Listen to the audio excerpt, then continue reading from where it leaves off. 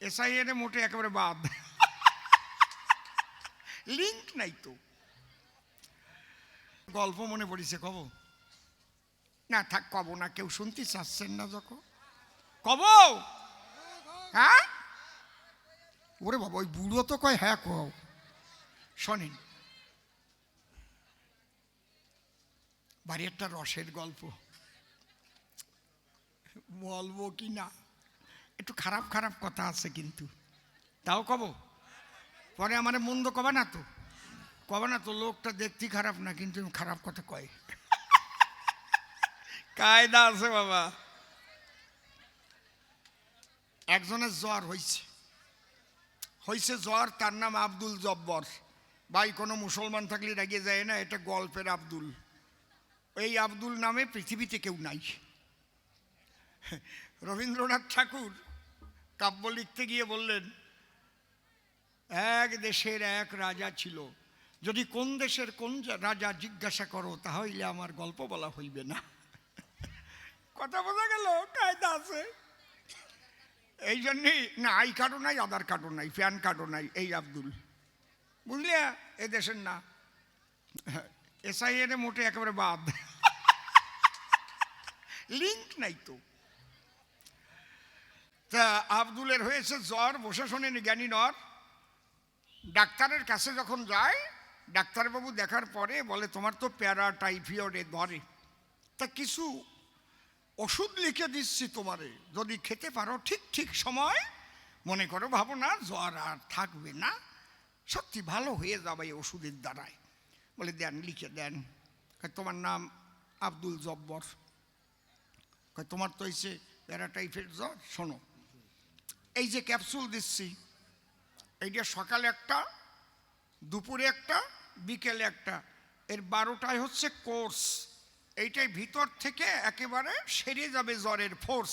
একে বলে antibiotic capsule. নাম কি জানো? কি? এন্ট্রোমাইসিটিন, 500 mg। এটা ঠিক ঠিক সময় খাবা, খাবার পরে পরে, সকালে একটা, দুপুরে একটা, বিকেলে একটা, এই 12টা শেষ করবা, 3, 4, 12, 7 দিনই। ঠিক আছে বাবু, খাবার নেই। কয় মাঝে মাঝে জ্বর ওঠেছে, সেই জন্য একটা দিচ্ছি। কি? এটা হচ্ছে প্যারাসিটামল, 650। খবরদার, এইটা সকালে একটা, দুপুরে একটা, বিকেলে একটা খাবা না। আব্দুল জব্বর, যখন উঠবে 100 ডিগ্রি জ্বর, 100, 101, 102, তখন একটা খাবা। এটা বিবেচনা করে খাবা। যদি ভাবো যে আমি সকালে একটা খাবো, দুপুরে একটা খাবো, বিকেলে একটা খাবো, তাহলে কিন্তু দুর্বল হয়ে যাবা। তোমার অম্বলের ব্যথা আছে নাকি? কয় আছে না, ওই তো সম্বল করে বাঁচিয়ে থাকি। কয়টায় নাও। এই যে দেখো, প্যান ডি, এইটা সকালে কোনো কিছু খাবার আধ ঘন্টা আগে খাবা, ডেইলি একটা করে খাবা, 10 দিন খাও। বুঝলাম। শরীর টরীর দুর্বল আছে নাকি? তো আছে না, তাই কি মাথা ঘুরে চক্কর দিয়ে পড়ে যাই। কই ঠিক আছে ঠিক আছে, এগুলো বলবা তো। এই যে ক্যাপসুল, এর নাম বিকোসুল। এইটা ডেলি একটা খাবা। তাহলে ডেলি একটা বিকোসুল, ডেলি বিকোসুল তো যখন ইচ্ছা তখন খেতে পারো, একটা খাবা। আর প্যান্ডি সকালে টিফিনের আগে খাবা, এটা খাবাই। আর ক্যালপল, এইটাই কিন্তু মরা কল। এইটা যেন সকালে একটা, দুপুরে একটা, বিকেলে একটা খাবা না, এটা বিবেচনা করে খাবা। যখন জ্বর উঠবে সেই সময় এটা অ্যাপ্লাই করবা, বিবেচনা করে খাবা। আর এন্ট্রোমাইসিটিন যে ক্যাপসুল দিলাম, ওটা সকালে একটা, দুপুরে একটা, বিকেলে একটা, খাবার পরে 3টে ডেলি খাবা। ওষুধ নিয়ে বাড়ি গেছে। ওই অন্যগুলো তো ঠিকঠাক খাইছে, এইবার যখন জ্বর উঠেছে, ওই বিবেচনাও বোঝে না। বাড়ির পাশে আছে এক চাচা, বুঝেছেন, হায়দার আলী। ভাবছে চাচার কাছে গিয়ে বলি, চাচা কি এই বিবেচনা করি এইটা খাতি কইছেন মানে কি? কই, ও ডক্টর বিমল সরকার? বলে হ্যাঁ, ও আমারও দিছিল, আমিও খাইয়ে ভালো হয়েছি বিবেচনা করিয়ে। বলে ওরা তো বোঝে না, উচ্চারণটা ওদের হয় না, এটা হবে বিবেচনা না, বিবিসোনা। কি ব্যাখ্যা করতেছে ওই পাঁঠার মাংস খাওয়ার জন্য। বিবেচনা মানে শোন, বাথরুমে যাইয়ে একটা গ্লাস টেলাস আসবি থুইয়া তোর বউরে কবি।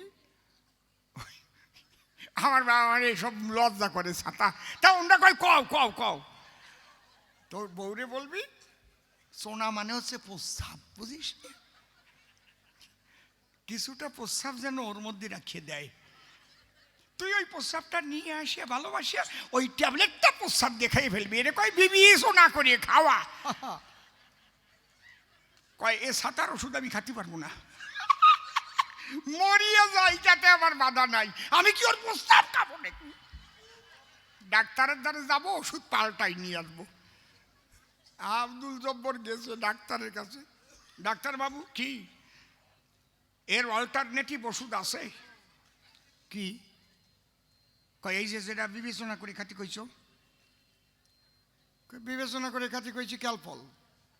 কয় ওই বিবেচনা করে খাতি পারবো না, ভাবছো নাকি ডাক্তার? আমি বুঝি না, আমার চাচা আছে, চাচা বলিয়ে দেছে। কি বলিছে? কয় আমার বিবির সোনা ধরিয়ে তাতে গোলায় নাকি ট্যাবলেট খাবো আমি।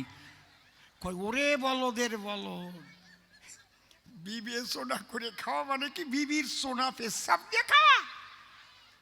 এই বিবেচনাকে বিবির সোনা করাও যায়, দেহের সররিপুর বহির্মুখী স্বভাব বলি না দিয়ে পাঠা বলি দিয়ে মদ খাওয়াও তা কি ব্যাখ্যা। এই জন্যে প্রণাম আমি করি নাই দান, পরিষ্কার জবাব দিলাম সভ্য সমাজস্থান।